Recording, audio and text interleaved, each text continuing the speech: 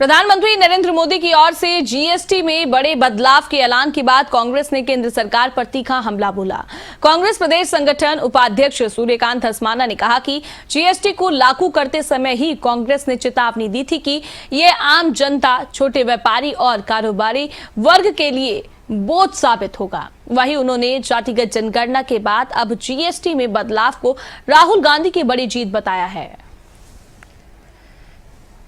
देखिए, राहुल गांधी जी का जो कहना है, राहुल गांधी जी जो लगातार पिछले 11 वर्षों से मोदी सरकार की नीतियों पर हमला कर रहे हैं, एक के बाद एक जो राहुल गांधी कह रहे थे, उसको भारतीय जनता पार्टी की सरकार को, मोदी सरकार को अंतोगत्वा मानना पड़ रहा है। जातीय जनगणना के बाद अब जिस प्रकार से जीएसटी पर बैकफुट पर मोदी सरकार है, जाति जनगणना के बारे में राहुल गांधी ने कहा था कि कुछ भी हो जाए हम जाति जनगणना को लागू करवा कर रहेंगे, इसी संसद से लागू करवाएंगे।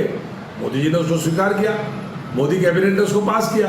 और अब जीएसटी के बारे में जो राहुल गांधी ने कहा था कि गब्बर सिंह टैक्स है, तो आज प्रधानमंत्री जी का जो बयान जीएसटी के बारे में है कि जीएसटी को उस पर पुनर्विचार करेंगे, देश के अंदर करों का जो सिस्टम है उस पर हम विचार करेंगे।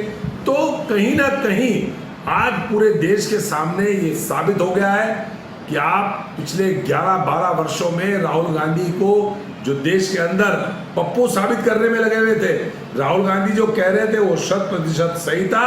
और आज आप पूरे देश के सामने पप्पू साबित हो गए, जब राहुल गांधी के एजेंडा पर आप लोगों को काम करना पड़ रहा है।